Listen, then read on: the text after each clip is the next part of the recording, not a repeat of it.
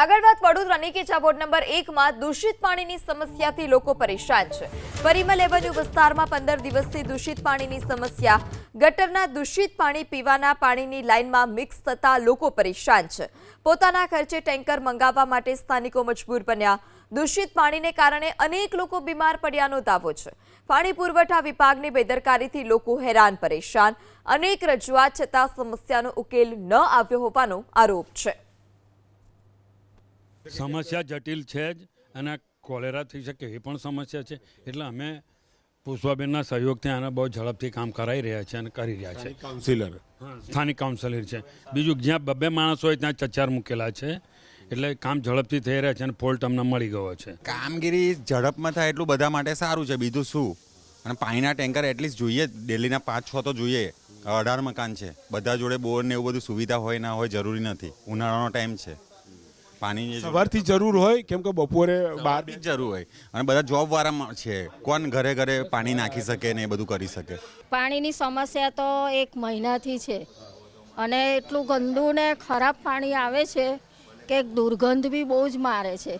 કાળું કાળું ને એકદમ ખરાબ પાણી, કોલેરા થઈ જાય લોકોને, એવું પરિસ્થિતિ છે। આમ ગટર ને પાણી બધું મિક્સ થાય છે ને અમે એની કમ્પ્લેન પણ કરી હતી, પણ એમ પહેલાં તો આમ બધું લેટ ગો જેવું જ કર્યું।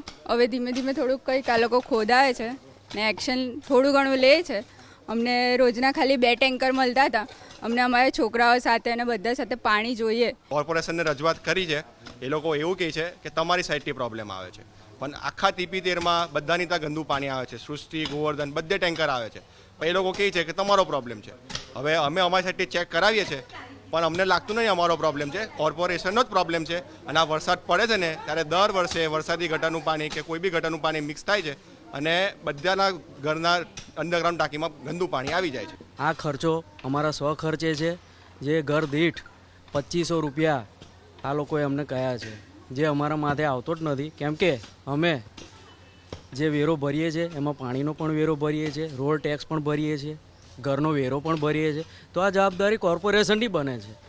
તેમ છતાં પણ આ અમારી મજબૂરી કે અમારા છોકરાઓ આ ગંદુ પાણી પીને બીમાર થાય છે। હવે ચોમાસું માથે આવી રહ્યું છે, સવારે તમારે 9, 9:30 ટેન્કર આવી જાય તો આ લોકો એમનું સવારથી જ બધું કામ હોય, રૂટીન કામગીરી આપણે સવારથી જ ચાલુ થાય, એટલે ખૂબ સમસ્યાઓ છે। અને અંધેરી નગરી જેવું આ વડોદરામાં શાસન છે, એટલે લોકો વેરો ભરવા છતાં પણ દુઃખી છે। આ તો અમારા જેવા કોન્ટેક્ટવાળા એક ઘરમાં મારો કોન્ટેક્ટ હશે તો આ લોકો મને બોલાવે છે, બાકી ક્યાંય કોઈ બીજા વોર્ડમાં કોર્પોરેટરોને પરિચિત ના હોય તો આવા માણસો ટેક્સ ભરતા હોય કેટલા દુઃખી થાય।